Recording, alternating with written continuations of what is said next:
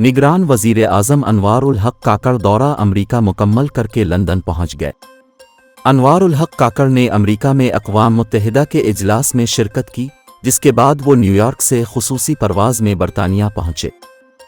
निगरान वज़ीर आज़म अनवार उल हक काकड़ के खुसूसी तैयारे ने मकामी वक्त के मुताबिक दोपहर 12:40 पर लूटन एयरपोर्ट लंदन पर लैंड किया।